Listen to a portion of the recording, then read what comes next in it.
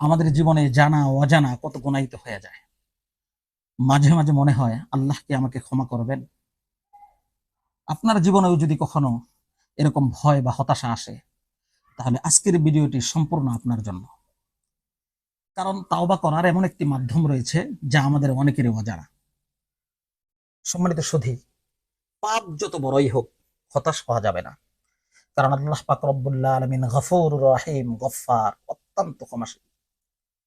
এক হাদিসের মধ্যে এসেছে, আল্লাহ পাক রব্বুল আলামিন বলেন, হে বনি আদম, যদি তুমি গুনাহ করতে করতে আসমান আর জমিন ভরে ফেলো, তারপর আমার কাছে খাটিয়ে দিলে তাওবাহ করো, আমি তোমার সমস্ত গুনাহ মাফ করে দেব। আর তাওবার সব থেকে উত্তম মাধ্যম হচ্ছে সালাতুত তাওবার, নামাজ আদায় করা। অনেকে মনে করে থাকেন যে এই নামাজ অনেক জটিল। একদম জটিল নয়, বরং খুব সহজ। স্বাভাবিকভাবে আমরা যেরকম 2 রাকাত নফল নামাজ আদায় করি, সেভাবেই 2 রাকাত নফল নামাজ আদায় করব। শুধুমাত্র মনে মনে তাওবার নিয়ত করব। নামাজের পর আল্লাহ পাক রব্বুল আলামিনের দরবারে হাত তুলে প্রথমে সূরাতুল ফাতিহা, তারপর দরুদ শরীফ, তারপর রব্বানা আতিনা, এই দোয়া পাঠ করে নিজের গুনাহের জন্য লজ্জিত হয়ে আল্লাহ তাআলার কাছে কান্না করে ক্ষমা প্রার্থনা করব। যদি কান্না না আসে, তাহলে কান্নার ভান করে বেকুল হয়ে ক্ষমা চাইব।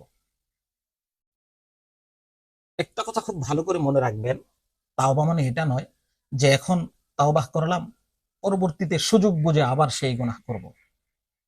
বরং তাওবার মানে হচ্ছে মনে মনে দৃঢ় সংকল্প করা যে আজকের পর এই ভুল জিন্দেগিতে করব না।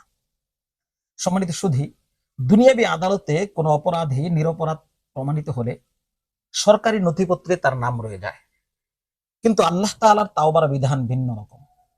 আল্লাহর নবী বলেন, আত্তাইবু মিনাজ যামবি কামান লা যামবালা, যে গুনাহ থেকে তাওবাকারী এমন যেন তার কোনো গুনাহ নেই।